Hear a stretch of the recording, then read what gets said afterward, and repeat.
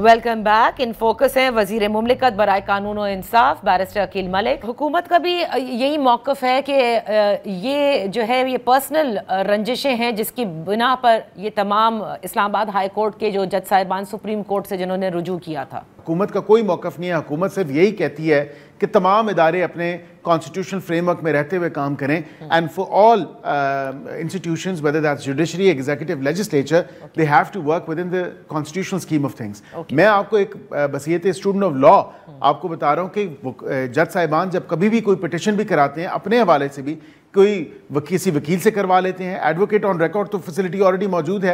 ये supreme court चल के जाना, फिर वहाँ विजिटर गैलरी से जाना, फिर तमाम तर मामलात जो है वहाँ पे जाके उस ब्रांच में जाके बैठना, फिर वीडियोस बनना, तो ये मीडिया कंजम्पशन के लिए नहीं है। तो ये किस लिए है कि इस तमाम तर मामले से बचा भी जा सकता था। क्या ही बेहतर होता कि वो चले आते चीफ जस्टिस ऑफ पाकिस्तान के चेंबर में और कहते कि सर ये तमाम तर मामलात हैं, क्योंकि आप जुडिशरी के बड़े हैं, आप सरबराह हैं, तो आप ये हमारे जो इश्यूज हैं आपस में सॉर्ट आउट करवाएं। ओके, सो आप ये कह रहे हैं किसी वकील के जरिए ये किया जा सकता था, खुद चल के जाना दुरुस्त नहीं था। एब्सोल्युटली, एब्सोल्युटली ये करते हैं जज साहिबान के ही ऐसी पिटिशंस होती हैं, वकीलों के थ्रू भी डलवा सकते हैं। अच्छा ठीक है, तो अब ये बताइएगा बैरिस्टर साहब कि जो इस वक्त सुप्रीम जुडिशल काउंसिल में रेफरेंस है जस्टिस जहांगीरी के हवाले से, और आपने अभी जिक्र भी किया कि उन्होंने भी उसके खिलाफ जाहिर है कि वो फाइल की थी दरख्वास्त और उसकी सुनवाई भी होने को है, लेकिन ये मैं जानना चाहती हूँ कि माजी में सुप्रीम जुडिशल काउंसिल में जब जज साहिबान के लिए रेफरेंस गई तो कभी उनको काम से नहीं रोका गया। तो अब ये किस कानून के तहत, क्या 26वीं आईनी तरमीम के बाद कोई नए कवानीन आए हैं कि सुप्रीम जुडिशल काउंसिल में अगर किसी जज की रेफरेंस फाइल की जाए तो उसके बाद उसे जुडिशल काम से रोका जाता है? देखिए, मैं ये समझता हूँ कि ये जो इक़दाम है, और again as a student of law मैं समझता हूँ कि आर्टिकल 199 के अंडर एक पिटिशन अगर आई और को वारंटों के थ्रू आप किसी जज को काम करने से नहीं रोक सकते, specially from the same high court amongst your pairs. Of course आप किसी जज को नहीं रोक सकते।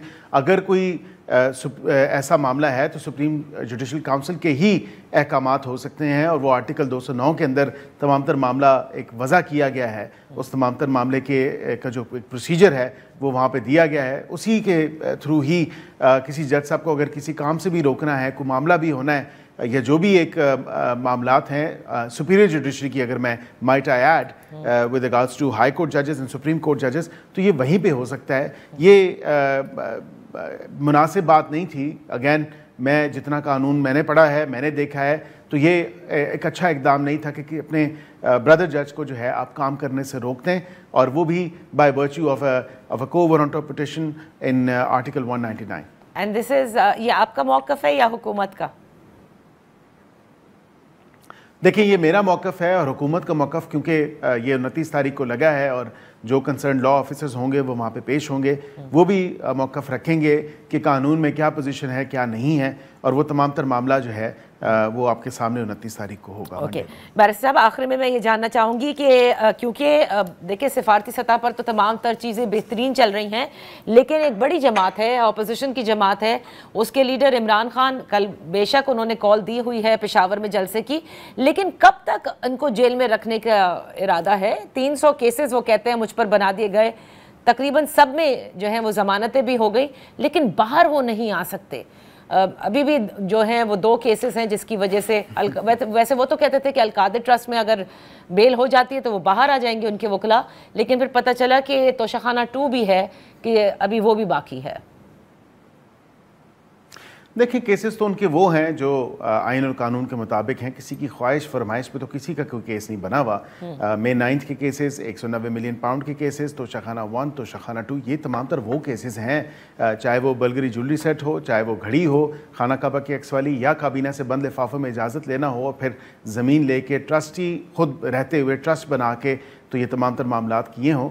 तो या 9 मई के ऐसे मुकदमात हों जो एक केयरफुल प्रिसीजन के साथ जो प्लानिंग की गई, क्यूरेशन के साथ उसको क्यूरेट किया गया प्रिसीजन के साथ, तो ये तमाम तर मामला तो इस तरह हैं। अब ये उनके अपने जायचे हैं, उनके अपने जहन की इख्तरा है कि उनको कौन से केस में रिहा होना चाहिए, कौन से केस में नहीं होना चाहिए। इसके मेरिट्स और डी मेरिट्स का फैसला ना आप कर सकती हैं ना मैं कर सकता हूँ, ये इज़्ज़त माब अदालत ने करना है और अदालत ने कानून और आइन के मुताबिक और जो अवेलेबल एविडेंस होगा उसको देखते हुए करना है। यहाँ पे आपने डोमेस्टिक डिप्लोमेसी की बात की, तो डिप्लोमेसी के कुछ प्री रिक्विजिट्स हैं। उसके प्री रिक्विजिट्स ये हैं कि एंगेजमेंट होनी चाहिए, whereas on this end there is engagement on the government's end. लेकिन दूसरी तरफ देखा जाए तो वो सिर्फ और सिर्फ इस्टेब्लिशमेंट से बात की ख्वाहिश की जाती है और कहा जाता है अब तो जेल में आके इस्टेब्लिशमेंट मेरे से बातचीत करे, तो ऐसा तो नहीं हो सकता। एंगेजमेंट अगर होगी तो पॉलिटिकल पार्टीज के बीच में होगी। हाँ बिल्कुल, आपने दुरुस्त फरमाया कि होनी भी यही चाहिए है, लेकिन वक्त कम है, वरना इस पर हम और बात करते। Thank you so much barrister Aqeel Malik for being with us on the show.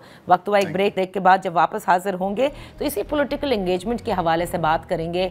हमारे साथ होंगे बैरिस्टर उमर नियाज़ी।